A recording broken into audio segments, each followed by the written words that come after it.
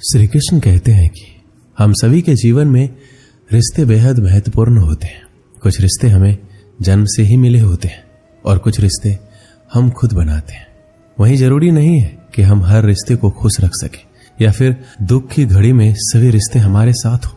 कभी कभी करीबी रिश्तों में भी आपसी मतभेद की वजह से कड़वाहट पैदा हो जाती है।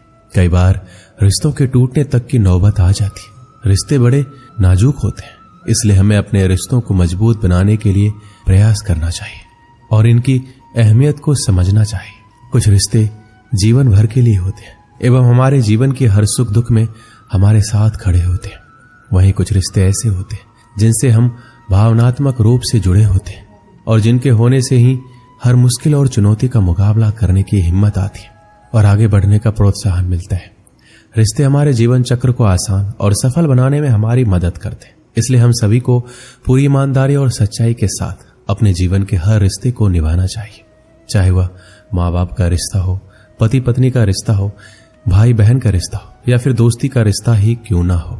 हमें सदैव इन रिश्तों का सम्मान करना चाहिए, इनकी अहमियत समझनी चाहिए एवं अपने रिश्तों को मजबूत बनाने के लिए प्रयास करते रहना चाहिए। हम सभी हर रिश्ते से किसी न किसी तरीके से भावनात्मक तरीके से जुड़े होते हैं। वहीं कई बार रिश्तों में सही गलत की पहचान कर पाना भी मुश्किल होता है।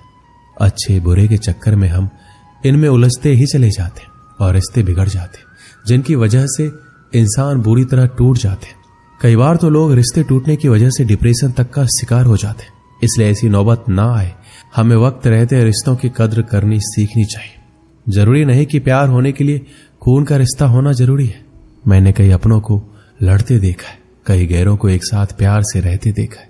रिश्ते वही बेहतर बने रहते हैं जहां खुद को दूसरों से बेहतर दिखाने की होड़ नहीं लगी रहती है। रिश्ते चलते हैं इसी शर्त पर है कि एक दूसरे पर कोई कानून या बंदिशें ना लगाई जाए। रिश्तों में मतभेद तो होते रहते हैं, पर रिश्ते वहां टूट जाते हैं जहां मनभेद हो जाते हैं। जो बुरे वक्त में मददगार नहीं बन सकते, वो सच्चे रिश्तेदार कभी नहीं बन सकते। रिश्तों के बीच दूरी इसलिए बढ़ जाती है क्योंकि उनके पास नजदीक आने का वक्त ही नहीं होता। जरूरी नहीं कि रिश्ते निभाने के लिए अक्सर मिले, पर इतनी नजदीकियां जरूर बनाए रखना कि वापस मिलने का अवसर मिले। रिश्तों का हाल मौसम जैसा हो गया है, अपनी जरूरतों के हिसाब से बदलते रहते। रिश्तों में तकरार होती ही रहती है, पर उसकी वजह से रिश्तों में दरार नहीं आनी चाहिए।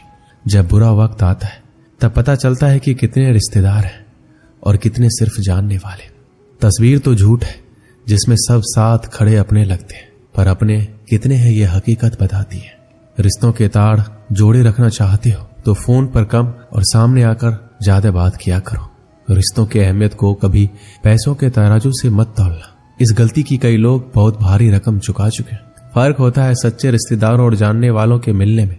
अपने प्यार से मिलते हैं और जानने वाले मतलब से मिलते हैं। जब भी मिलो किसी अपने से तो प्यार से मिलना। वक्त का कोई भरोसा नहीं, क्या पता ये तुम्हारी आखिरी मुलाकात हो। गैर सा रिश्ता तो कभी कभी अपने भी नहीं निभाते। जो इंसानियत समझ लेते हैं उन्हें रिश्तों की अहमियत समझने में मुश्किल नहीं होती। जो एक दूसरे के मन का भार मिलकर उठाते हैं वही सच्चे रिश्तेदार होते हैं। माँ बाप का अपनापन भी अलग ही होता है। वो अपने बच्चों के बारे में सोचते सोचते अपने बारे में सोचना ही छोड़ देते। अगर हर व्यक्ति अपना व्यवहार सही कर ले तो काफी कम होगा कि उसे रिश्तेदार गले लगा ले। रिश्तों का अर्थ है दो व्यक्ति जो एक दूसरे की मदद करे, ना कि अपना मतलब निकाल कर मतलब ही बन जाए। घर पैसों से चलता है पर एक कुल रिश्तों से चलता है। हर बार साबित करने की कोशिश में आप कुछ साबित नहीं कर पाएंगे। कभी कभी कुछ कहने से चुप रहना ही बेहतर है। रिश्ते खत्म करने से मुश्किलें खत्म नहीं होगी, शायद दोनों साथ रहेंगे तो मुश्किलें भी आसान हो जाएगी। रिश्ते वही अच्छे होते हैं जहां दोनों को कहने का बराबर हक मिले। आज रिश्तों की हकीकत ये हो गई है कि सारे रिश्ते झूठे हो गए। आजकल मदद भी रिश्तों में इसलिए ही होती है कि अगर कभी लड़ाई हुई तो एहसान गिना सके। रिश्ते वही है, बस मायने बदल गए। अब हाथ मिलते हैं पर दिल नहीं मिलते। आज के इस दौर में घर में रहने वाले बहुत होते हैं पर साथ देने वाला कोई नहीं होता। श्री कृष्ण कहते हैं जिंदगी में कभी कभी ऐसा वक्त भी आता है जब इंसान अंदर से टूट जाता है, अंदर से मर सा जाता है।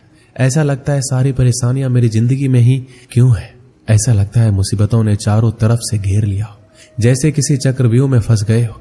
हर चीज में फेल हो जाते हैं, रिलेशनशिप में, कैरियर में, हर चीज में हार जाते हैं। ऐसा लगता है जैसे हर बात उल्टी हो रही है, हर चीज गलत हो रही है और मेरे साथ ही ऐसा क्यों हो रहा है। ऐसे दुखों में उलझ के रह जाते हैं जैसे कोई रास्ता ही नहीं दिखाई देता।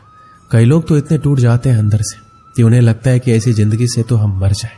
अगर जिंदगी में इतने ही दुख है तो क्या फायदा इस जीवन का। पर एक बात आप हमेशा याद रखना, दुख चाहे कितना भी बड़ा क्यों ना हो, पर हिम्मत दुख से हमेशा बड़ी होती है।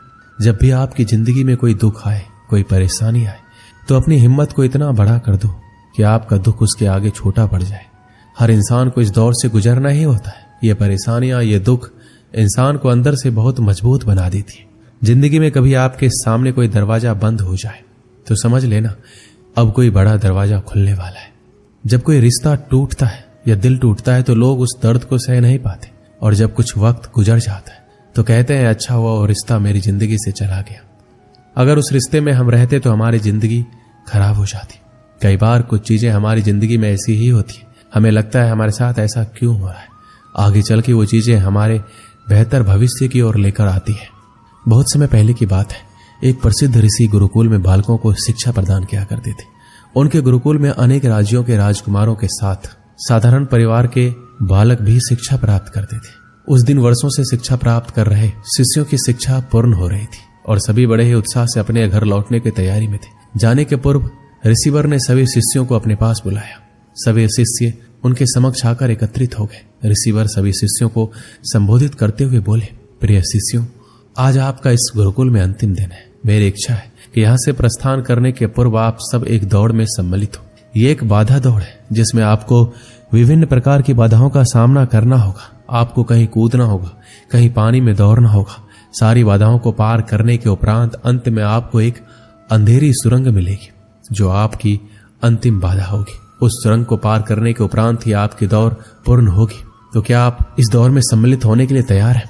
सभी शिष्य एक स्वर में बोले, हम तैयार हैं। दौड़ प्रारंभ हुई। सभी तेजी से भागने लगे। समस्त बाधाओं को पार करने के उपरांत वो अंत में सुरंग में पहुंचे। सुरंग में बहुत अंधेरा था। जब शिष्यों ने सुरंग में भागना प्रारंभ किया तो पाया कि उसमें जगह जगह नुकीले पत्थर पड़े हुए हैं। वह पत्थर उनके पांव में चुभने लगे। उन्हें असहनीय पीड़ा होने लगी। लेकिन जैसे तैसे दौड़ समाप्त कर वो सब वापस रिसीवर के पास पहुंच गए।